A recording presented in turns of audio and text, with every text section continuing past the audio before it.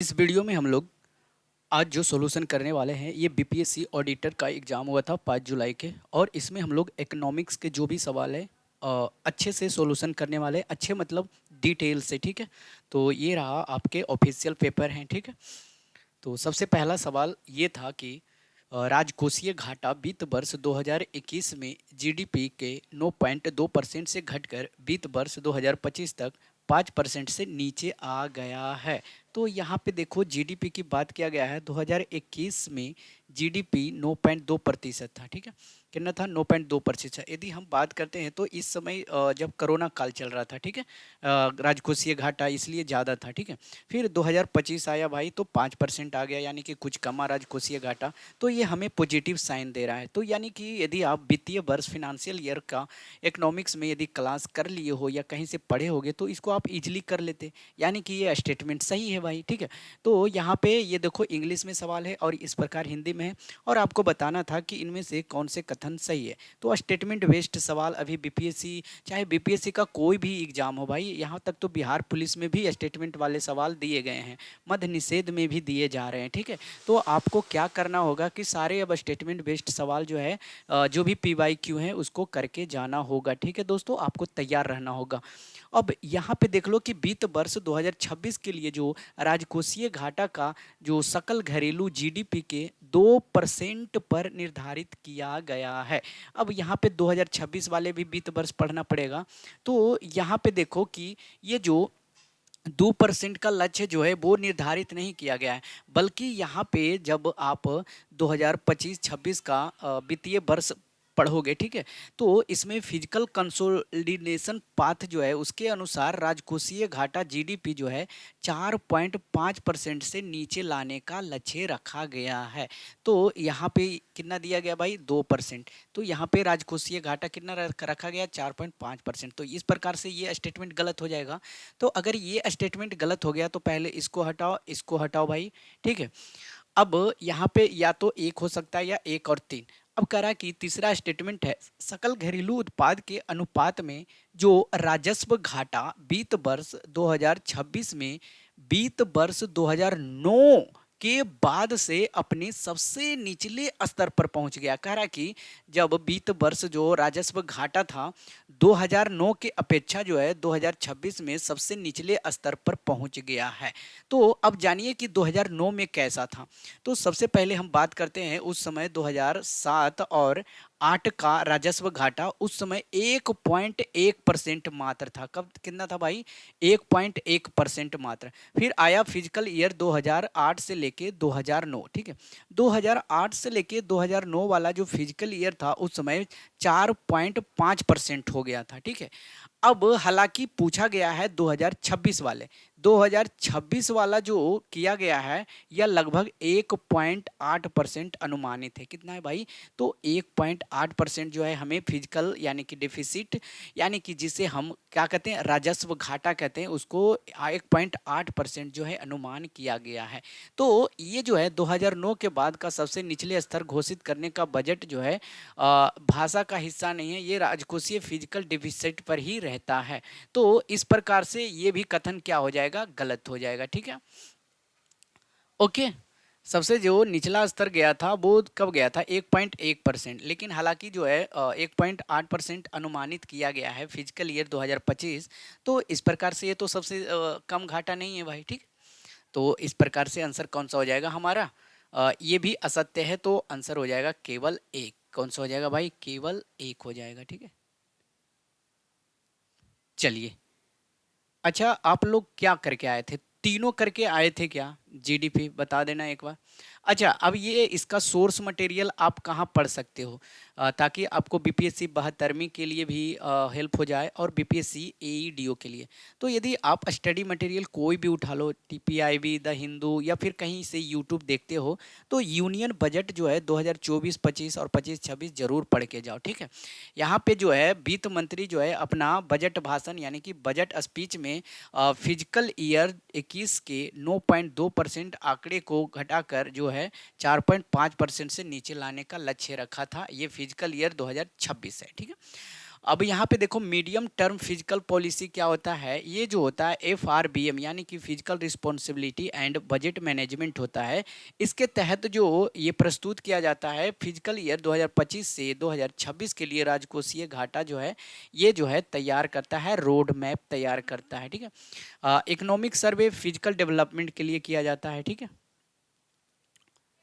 चलिए सबसे सेकंड ये जो सवाल था, ठीक है, और ये नंबरिंग जो है ये मेरा नहीं है, ठीक है, ये सीरीज जो है पेपर का नहीं, ये ऑफिशियल पेपर में जो नंबरिंग था मैंने वहीं से इसका स्क्रीन स्नैपशॉट जो है यहाँ पे डाला हूँ। ठीक है, अब यहाँ पे बताओ द परसेंटेज इंक्रीज, यानी कि करा कि बीत वर्ष 2022 से लेके 2026 तक भारत सरकार द्वारा पूंजीगत व्यय में जो भी प्रतिशत वृद्धि जो हुआ है निम्न में से सबसे निकट कितना है। तो यहाँ पे कैपिटल आउटले पूछा गया है फिनेंशियल ईयर 2026 का, किसके सापेक्ष पूछा गया है, तो फिनेंशियल ईयर 2022 के सापेक्ष। अब आइए जानते हैं 2022-2026 का। तो यहाँ पे यूनियन बजट के जो अंतर्गत होते हैं इस पे आधारित होते हैं कैपिटल एक्सपेंडिचर, जिसे हम कैपिटल आउटले भी कहते हैं। ठीक है, अब यहाँ पे देखो कि जब डॉक्यूमेंट के अनुसार फिजिकल ईयर 2021 से 22 के जो रिवाइज्ड एस्टिमेट था वो 6.3 लाख करोड़ था, और वहीं पे 2023 से 24 वाले देखेंगे तो 10.01 लाख करोड़ है। तो यहाँ पे आप किसका निकाल लोगे, 22 वाले भाई। तो इस प्रकार से यदि हम 10.01 को माइनस करेंगे 0.03 करोड़ से, ठीक है, और नीचे लिख देंगे फिजिकल फिनेंशियल ईयर किसका निकालने कह रहा था, 2022 का। तो 2022 वाला कितना है भाई, तो 0.3% है, 3 लाख है। ठीक है, और इसको हम मल्टीप्लाई कर देंगे 100 से। अब 100 से मल्टीप्लाई कर दोगे तो लगभग 66.0% जो है निकल के आ जाएगा। ठीक है, प्रतिशत वृद्धि। तो आंसर यहाँ पे कितना हो जाएगा भाई, अच्छा 66% तो दिया नहीं है, 65%। तो आंसर कौन सा होगा भाई, 65% कर दो, है ना, यानी कि यहाँ पे 66% की करीब बैठता है कौन सा, ऑप्शन के अनुसार 65%। तो यहाँ पे नोट अटेम्प्ट यानी कि नन ऑफ द एबव रहता तो आप कर सकते थे उसको। ठीक है, बट यहाँ पे नोट अटेम्प्ट मतलब क्या होता है कि यदि आप चारों में से कोई ऑप्शन नहीं दे रहे हो तो नोट अटेम्प्ट दोगे, और नोट अटेम्प्ट का मतलब सभी को पता है क्या होता है कि यदि आप सवाल नहीं कर रहे हो तो नोट अटेम्प्ट, इसका कोई मार्क नहीं मिलेगा, ना ही निगेटिव आपको मिलेगा। ठीक है, तो अगर आप इसको सोल्व नहीं कर रहे थे तो नोट अटेम्प्ट पे जाते, ऐसे जो है ऑप्शन 65% के साथ जा सकते थे। ठीक है दोस्तों, अगला जो सवाल है यहाँ पे देखना, कह रहा है कि जून 2025 में विश्व बैंक ने अंतर्राष्ट्रीय गरीबी रेखा को संशोधित करके कितना कर दिया है। अब ये जून 2025 का वर्ल्ड बैंक का जो गरीबी रेखा जो संशोधन हुआ, अमेंडमेंट हुआ, वो कितना कर दिया। तो जून 2022 में वर्ल्ड बैंक ने इंटरनेशनल पॉवर्टी लाइन, ठीक है, IPL जिसे कहते हैं इंटरनेशनल पॉवर्टी लाइन, ये जो है 2017 के परचेजिंग पावर यानी कि जिसे हम PPP, ये क्या होता है भाई, PPP ये परचेजिंग पावर पैरिटी होता है, इसके ही आधार पर जो है कितना बिलियन, 2.15 बिलियन प्रतिदिन से बढ़ाकर ये 2017 के आप सापेक्ष कर रहा हूँ 2021 की जो है 3 कर दिया। ठीक है, कितना कर दिया भाई, 3 प्रतिदिन डॉलर कर दिया। अब इससे क्या हुआ कि इन्फ्लेशन का जो है कम आय वाले देश में जीवन यापन करना जो है, हाउस होल्ड कंजप्शन जो है मापने को बेहतर तरीके से दर्शाया जाता है। तो यहाँ पे 3 अमेरिकी डॉलर हो जाएगा। पूछा किसका था भाई, जून 2025 का। ठीक है, जून 2025 में, तो यानी कि अभी तो 2017 से लेके 21 के बीच जो इन्फ्लेशन था कितना था, 2.15। अब 21 से लेके अब कितना चलेगा, 25 तक, 26 तक, तो वो कितना है, 3 अमेरिकी प्रति डॉलर, यानी कि प्रतिदिन के लिए ये जो है किया गया है परवर्ती। ठीक है, आंसर कौन सा हो जाएगा यहाँ पे, प्रतिदिन 3 अमेरिकी डॉलर कर दिया है। अगला जो सवाल है, कह रहा है कि वित्तीय वर्ष 2026 के दूसरी तिमाही के PLFS आंकड़ों के अनुसार ग्रामीण महिला कामगारों का सबसे बड़ा हिस्सा निम्नलिखित में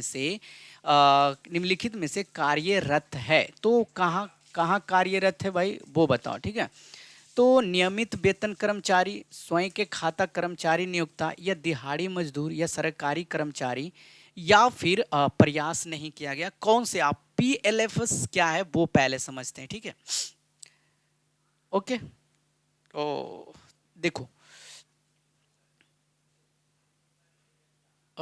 पीएलएफएस क्या होता है? पीएलएफएस, पीएलएफएस मतलब आंसर हो जाएगा स्वयं के खाते कर्मचारी नियोक्ता। अब क्या है, पीएलएफ के आंकड़ा जो डाटा होते हैं इसे ग्रामीण भारत में, ठीक है, जो भी ग्रामीण महिलाएं हैं, ग्रामीण महिला जो कामगार होती है वह सबसे बड़ा हिस्सा जो है स्वरोजगार में लेती है, ठीक है।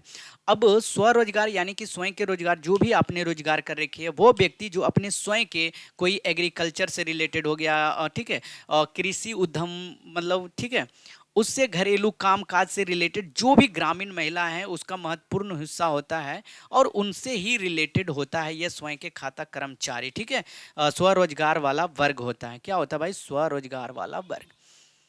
अब यहाँ पे आप, मैं यहाँ पे समझा सकता हूँ कि पीएलएफएस क्या है, और ये 70% से अधिक जहाँ पे महिलाएं सबसे बड़ा हिस्सा यानी कि ग्रामीण क्षेत्र में काम करती है, 70% से हिस्सा वहाँ होता है। यह एक दिहाड़ी मजदूर जो है लगभग 18 से 20% है जो मनरेगा के तहत कार्य में लगे हुए हैं। नियत वेतन कर्मचारी कौन होते हैं रेगुलर बेज पे? जैसे कि शिक्षक लोग, स्वास्थ्य यानी कि डॉक्टर वगैरह लोग, कार्यकर्ता लोग 7 से 9% लोग ही हैं। तो यहाँ पे कहा है कि सबसे ज़्यादा कौन सा हो जाएगा? ग्रामीण महिला। सबसे बड़ा हिस्सा किसका होता है? तो स्वयं खाता कर्मचारी नियोक्ता का। दिहाड़ी मजदूर का तो सबसे कम है ना भाई। यहाँ पे दिहाड़ी मजदूर का कितना बताया मैंने? लगभग 18 से 20%। रेगुलर यानी कि नियमित वेतन वाले 7 से 9%, नौकरी वगैरह वाले भाई, ठीक है। यहाँ पे बताओ कि बीत वर्ष 2023 से बीत वर्ष 2025 के दौरान सेवा क्षेत्र के एफडीआई प्रवाह कुल एफडीआई का लगभग कितना प्रतिशत है? बताओ दोस्तों।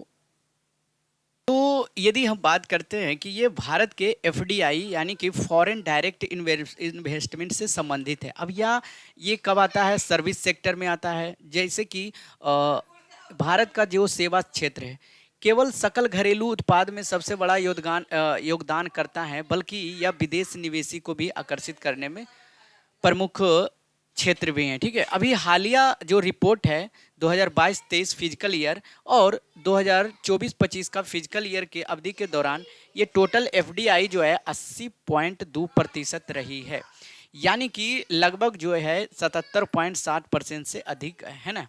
तो यहाँ पे आंसर कौन सा हो जाएगा? 80.2% हो जाएगा, ठीक है। समझ में आ गया भाई। सर्विस सेक्टर में कौन कौन आता है? भारत के आईटी, सॉफ्टवेयर, दूरसंचार, टेलीकम्युनिकेशन, बैंक, ठीक है, टीचर वगैरह, ये सब आते हैं सर्विस सेक्टर में।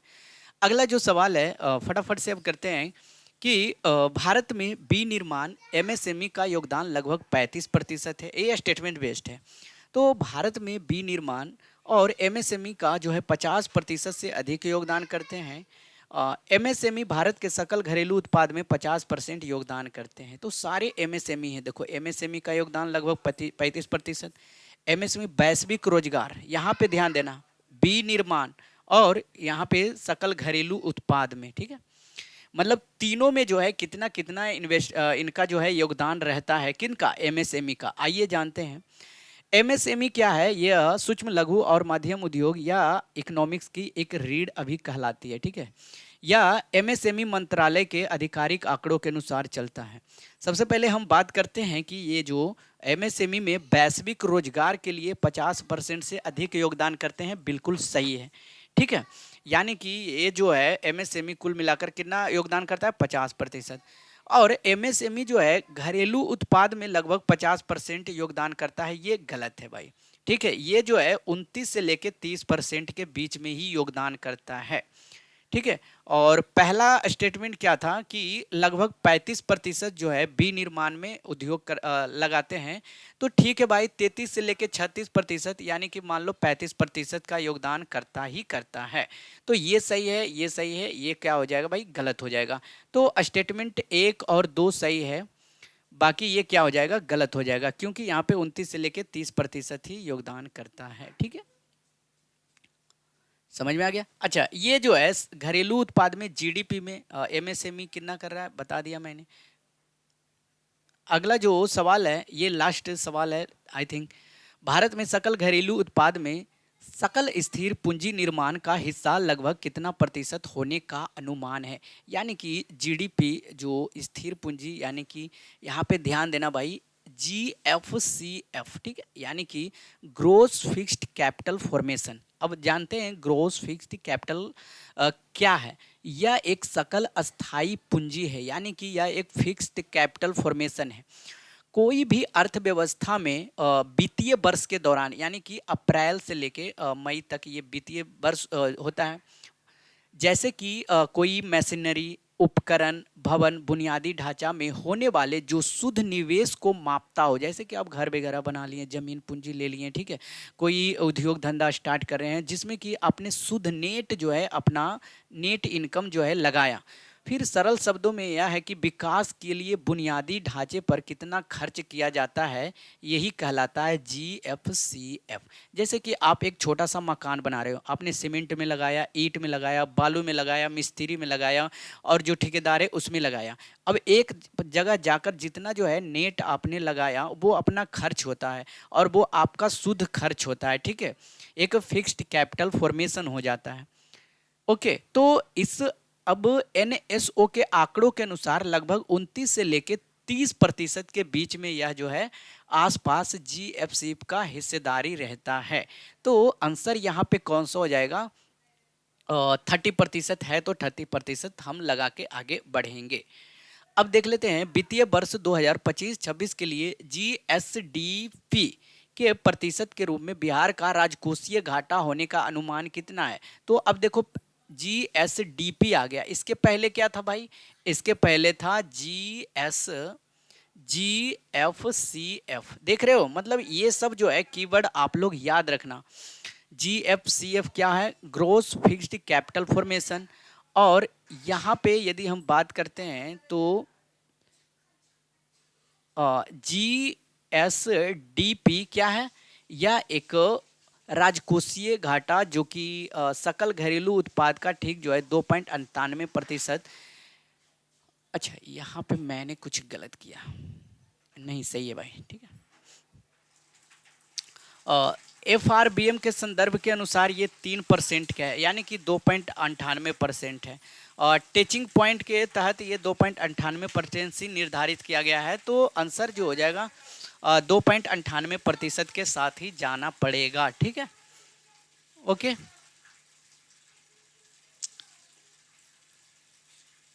अगला जो सवाल है, कह रहा है कि वर्ष 2023-24 के लिए स्थिर कीमतों पर बिहार में GSVA, अब आ गया भाई GSVA, ठीक है, यानी कि primary, secondary and tertiary sector की जो बिहार की जो है अप्रोक्सीमेटली कितना होता है? प्राइमरी सेक्टर में कितना होता है, सेकेंडरी में कितना होता है, टर्टियरी में कितना होता है, आइए जानते हैं भाई। यानी कि सबसे पहले हम बात कर लेते हैं, ये जो है बेस ईयर किसका रखा गया है? 2011-12 पर आधारित है। और ये GSVA क्या है? ग्रॉस स्टेट वैल्यू एडेड, यानी कि जो विभिन्न क्षेत्रों का प्रतिशत जो होता है इस अपने स्टेट, यानी कि सकल राज्य मूल्य वर्धित, यानी कि बिहार में जो है ऐड किया जाता है, वैल्यू एडेड करते हैं, इसको क्या कहते हैं? Value added. अब ये जो है प्राइमरी सेक्टर में 19.9% है। प्राइमरी सेक्टर में क्या क्या आ जाता है? कृषि, पशुपालन, मत्स्य पालन।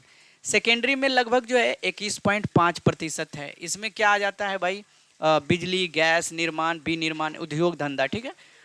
टर्टियरी सेक्टर में क्या होता है? 58.6%, जिसमें कि व्यापार, परिवहन, संचार, मरम्मत, टीचर वगैरह, सर्विस, बैंकिंग, ये सब तृतीय क्षेत्र में आते हैं। तो प्राइमरी में हो जाएगा 19.9%, सेकेंड में 21 और 58 हो जाएगा, यानी कि ये हो जाएगा प्राइमरी, सेकेंडरी, थर्ड, ठीक है। ये सवाल देखो, सबका बीमा सबकी रक्षा, यानी कि बीमा कानूनों में संशोधन अधिनियम 2025 के साथ भारतीय बीमा कंपनियां में FDI सीमा को बढ़ाकर कितना कर दिया गया है? यानी कि अमेंडमेंट्स ऑफ इंश्योरेंस लॉ के तहत FDI की लिमिट कितनी कर दी गई है? तो FDI की लिमिट जो है 74 पहले था, अब कर दिया गया भाई इसको 100%। कितना कर दिया गया भाई? 100%। इसका याद रखना, ठीक है। और इसका लक्ष्य है 2047 तक सभी का insurance for all by 2047। Okay, तो आंसर यहाँ पे कौन सा हो जाएगा? 100%। हालांकि ये करेंट अफेयर से रिलेटेड था। ऑरेंज इकोनॉमी शब्द का क्या तात्पर्य है? खट्टा फल भाई नहीं होगा। बी, निर्माण उद्योग संचालित रचनात्मक संस्कृति और बौद्धिक क्षमता पर आधारित विलासिता वस्तु का आधार। अब देख लेते हैं ऑरेंज इकोनॉमी, जिसे हम क्रिएटिव इकोनॉमी भी कहा जाता है, या जो इसका मुख्य रूप होता है, नॉलेज होता है, आइडियाज होता है और रचनात्मक उत्पन्न होते हैं। इसमें इस अर्थव्यवस्था में क्या क्या शामिल होता है? जैसे कि आपके आर्ट, शिल्प, डिजाइन, संगीत, फैशन, गेमिंग, आर्किटेक्चर, ठीक है। ओके, देखो नाम ऑरेंज ही क्यों रखा गया? इसका ऐतिहासिक रूप से कोई रंग की संस्कृति, नवीनता या आइडेंटिटी के रूप में देखा जाता है, ठीक है। तो आंसर इसका कौन सा हो जाएगा भाई? ऑप्शन सी हो जाएगा, ठीक है। अगला जो सवाल है, 2023 से 24 में बिहार का सकल राजकोषीय घाटा 2022-23 की तुलना में लगभग कितना प्रतिशत है? तो फिजिकल ईयर 2023 से 24 और 2022 से 23 वाले जरूर देख के जाना, ठीक है दोस्तों। तो 2023-24 वाला कितना हो जाएगा? तो वर्ष 2022-23 वाले 44,823 करोड़ था। 2023 से 24 वाला ये 35,660 करोड़ हो गया, है ना भाई। तो कितना लगभग बढ़ गया? यानी कि घाटे 44 पॉइंट यानी कि 9,160 करोड़। तो प्रतिशत में कितना कमी आया? प्रतिशत निकाल लोगे भाई, कितना आया? 9,163 बटा कितना में 44,823 में 100% कर दोगे तो ये आ जाएगा 20.44% लगभग आ जाएगा। तो 20.4% के साथ आप जा सकते हो। क्यों? क्योंकि 2023 में कुछ था, 2022 में 22-23 में कुछ और था। और मैंने बता दिया 2022-23 में 44,823 करोड़ था, जो कि 2023-24 में कितना हो गया भाई? 35। यानी कि कितना का कमी हो गया भाई? 20.4% का, ठीक है। तो अगला जो है होगा आपका पॉलिटी के सवाल होंगे अगले वीडियो में, ठीक है। तो अगले वीडियो के लिए आप चैनल को सब्सक्राइब कर लेंगे। वीडियो अच्छा लगे तो लाइक, शेयर एंड सब्सक्राइब जरूर करें। धन्यवाद।